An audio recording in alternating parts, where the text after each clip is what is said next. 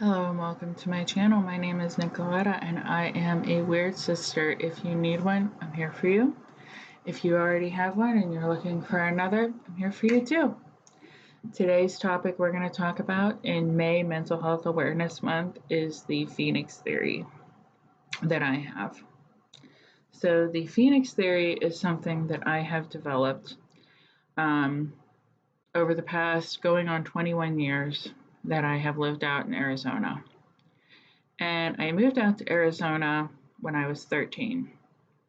Not by choice. It was not my choice. It was not my choice. There were some documents that were handled a certain way that made it look like my choice, but it's not my choice. And with that, I learned through my time out here in Arizona that there are people that move out here and they are always in some kind of situation. They are always in some kind of drama, some kind of problem. They have, left their families, they've left their loved ones. They come out to the desert and they think, I'm going to start anew. I'm going to get it all together. I'm going to have my happy ending in the desert. Okay? And you can. You totally can. But what Phoenix will do to you, and Phoenix is the capital of Arizona, and it is the capital for a reason, in my theory. People come out here and they want that. And they want that kind of life. They want the ability to come out here and get a new house, and get maybe a new car, get a new job, and have a new life, and leave Minnesota, Wisconsin, Ohio, Pennsylvania, Rhode Island, wherever the hell they came from behind, and come out here and do all of this. And one of two things will happen in the Phoenix theory. Phoenixes is a mythical bird, right? They rise from their ashes. They're born from the ashes, they thrive from the ashes, and then they create a new start for themselves, right? When you come out here to Arizona and you come out here in Phoenix or literally anywhere of Arizona, you are now in that ash phase.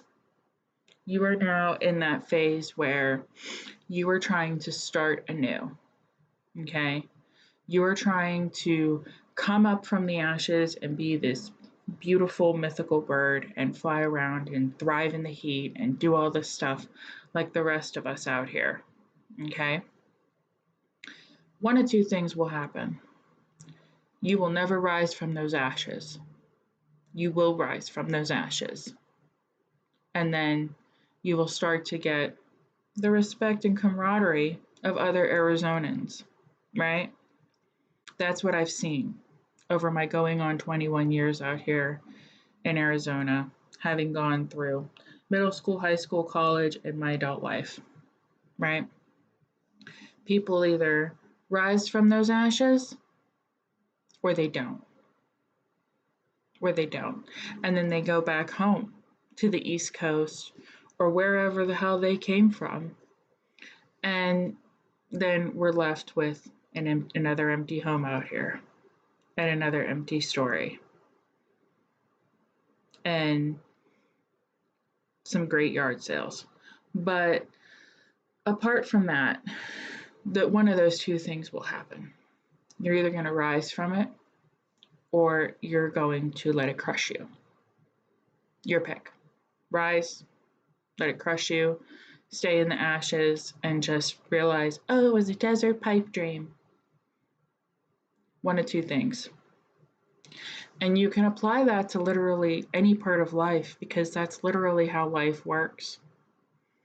You can either rise from what you're in and where you need to be and pursue it and, get better, or you cannot.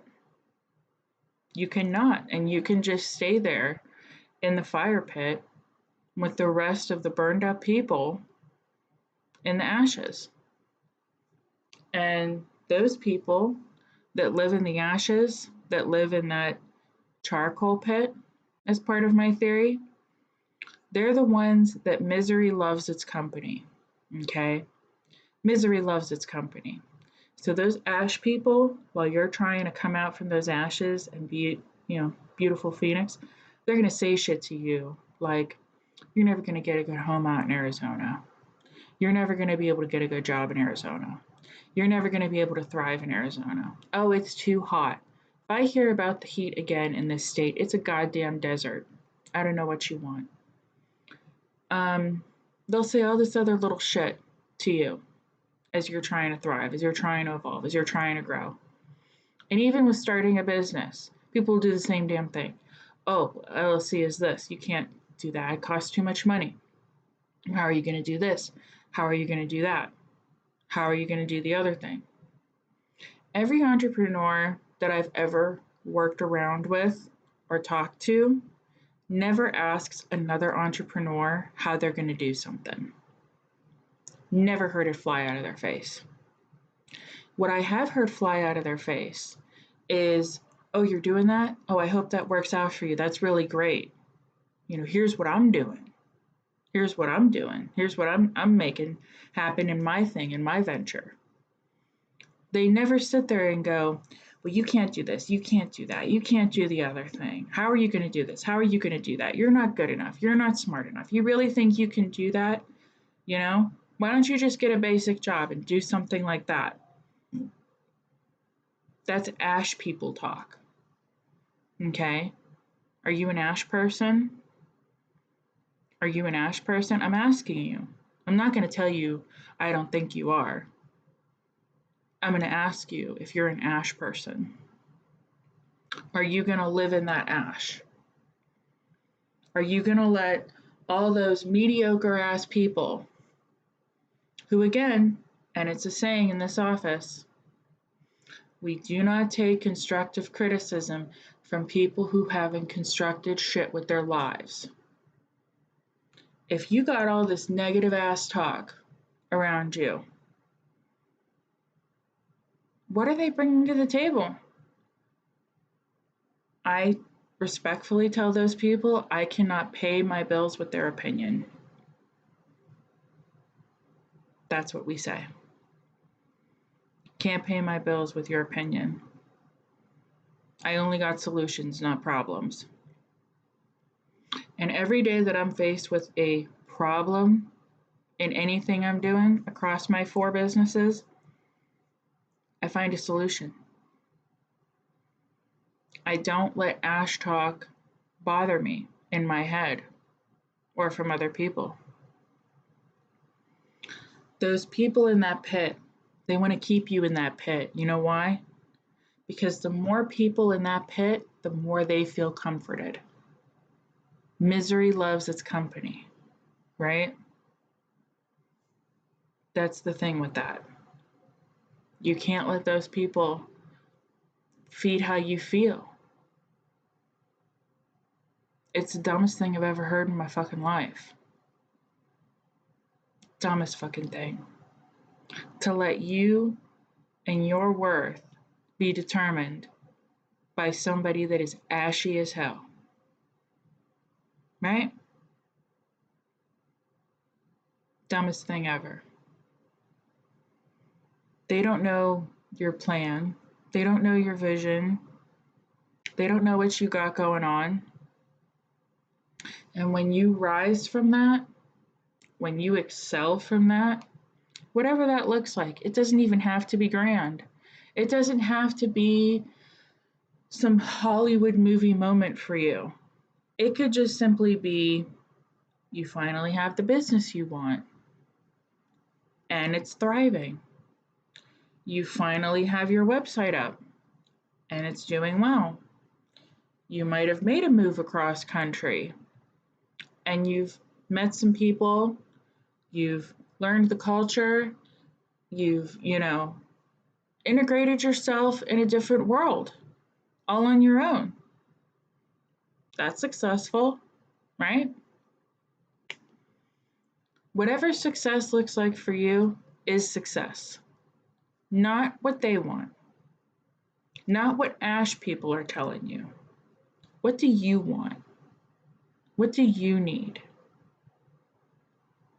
This is where we get in this world where we're so stuck with, I gotta have what everyone else has, what everyone else wants, what everyone else thinks and feels, and etc. That's their dreams for them. Okay? Let them take that to their coffin. Okay? That's not your coffin. That's not your story. Okay?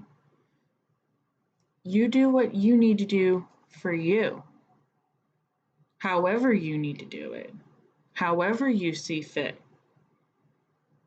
within reason that it does not harm yourself or others. I'm going to put that in there because, again, this is May Mental Health Awareness Month, and I don't want to see you do things that are self-destructive or destructive to the fabric of the world just because, you're on a trend or whatever. Do whatever you need to do for you within reason, and sit with yourself and try and figure it out. Make a list. I do pros and cons. I do a T list like that, and a pros and a cons of what I want to do. And then I do at the bottom all the other dumb little side shit that might occur with whatever the hell I want to do. So that's the way you figure it out. And you stick to that list. You don't stick to the people in the burn pit, in the ash pit. You don't stick to the people over there. You don't stick to the people over here. You stick to what's in here. You stick to what's in here and you go with it. If somebody has something for you that is enlightening and might help you understand how to pursue those things, that person is an ally. That person is your friend. That person is there to help. If they have a voice of reason and not constant criticism, and they can provide you solutions to what they're saying, that person is an ally. That person is a friend in your journey. People that just constantly criticize, take from you, fucking burn pit people. Burn pit people. We don't want to talk to them. They don't matter. They don't matter. And we have a number of homes in Arizona that they're building that are new construction. I don't see them as the greatest personally. There's a lot of videos that show they aren't always as constructually sound as they should be. But they're all on top of each other in like these little rows. And they use up all this space in the desert for why we don't know. And we have all these condos and all this stuff for why we will never know. Okay, we're a desert, we hardly have any water. They think they can build all this stuff. It's wild to me. But you see people move into those homes, and then within 3 to 5 years they leave. I call them 3 to 5 year homes because they are people that listen to the ash pit, that listen to the burn pit. They are people that didn't want to have their Phoenix moment. Their desert dream went out the fucking window. Oh, it's too hot. Oh, the people are this. Oh, the people are that. Oh, my job was this. Oh, this happened. I got news for you. That's life.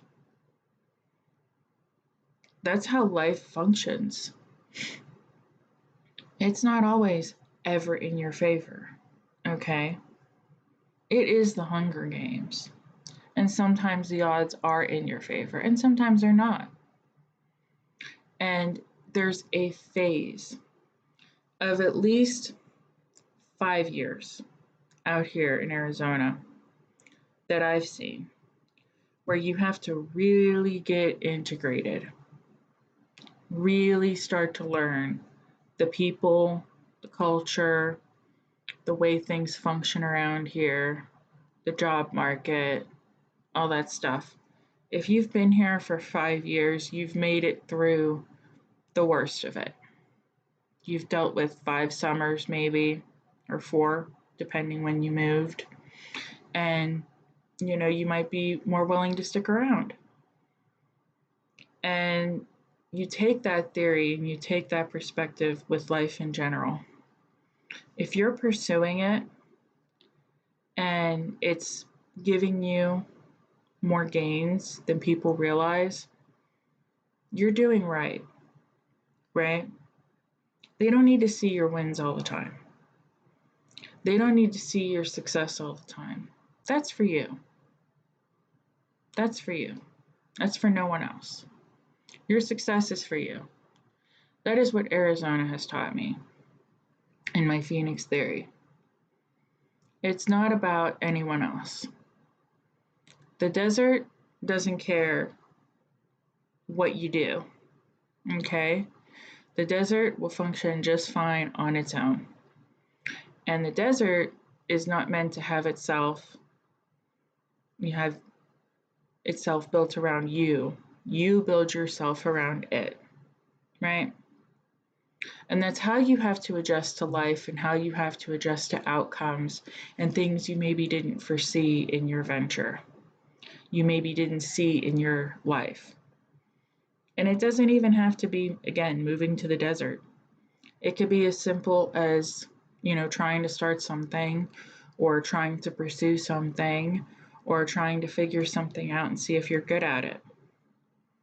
You're going to have shitty moments. Everyone does. That's not unknown. You can't get good at something right away. And you can't adjust to something right away. So you have two options. Are you going to rise from the ashes? Or are you going to sit with the ash people and bitch and moan and complain and cause all kind of problems? Up to you. Up to you. So with that, I leave you with those thoughts, those notions. Always here to help. And yeah, all right, rise from the ashes.